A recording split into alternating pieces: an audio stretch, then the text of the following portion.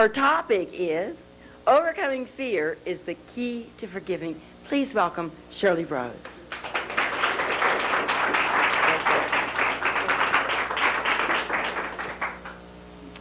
In order to forgive, we need to understand and walk through pain, anger, and fear.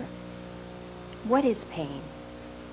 Pain is a messenger that sends a message from our subconscious mind to our conscious mind what issues we really need to work on right now. It could be physical pain, it could be emotional pain. What is anger? Anger is our reaction to situations that we create in our lives to bring issues into our conscious awareness. And what is at the bottom of both pain and anger? Fear. Because if we weren't afraid, we would not create these devices.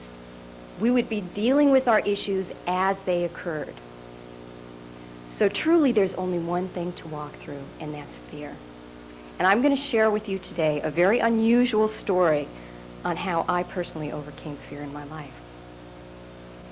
When I was a child, I had a phobia of spiders. My mother tells me I was in the bathtub one day, and I was shrieking at the top of my lungs. She came running in, and there on the wall was the tiniest little spider you could ever imagine. And I remember how it felt when I saw a spider. I could feel the adrenaline rush that would go on in my body. When they were standing still, I was fine.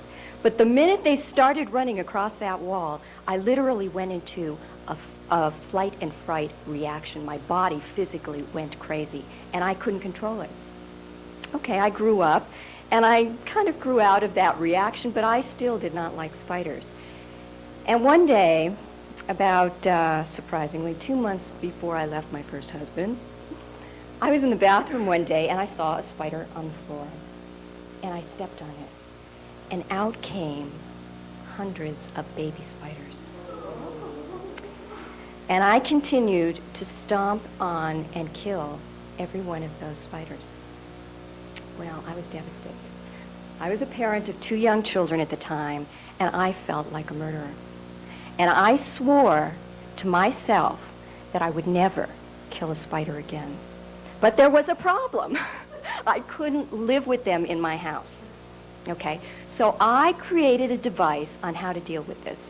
And what I did was I craftily walked into the kitchen, got 2 paper cups, carefully got the spider into one of the cups and quickly capped the other one so that it would, God forbid, not touch my finger or crawl out of that cup. Nicely took it outside and explained to that spider, you have every right to live as long as it's not in my house. Well, a very curious thing started to happen. The spiders started to get larger and larger. This was no joke. One day, on the wall of my bedroom where I sleep, was the monster spider of all time. I am not exaggerating. The spider was the size of my fist. And I looked up to God and I said, this is not fair. I am really frightened. And I knew this was a test. And I looked at that spider, and in my mind I thought, you know, I could take my shoe off right now and smash you against this wall. And I started to pace back and forth, and I wrestled with it. And I said, I know this is a test, Shirley. You need to walk through this. And I carefully walked into the kitchen, got my 2 little paper cups, came back, and that spider was standing in the same spot, waiting for me.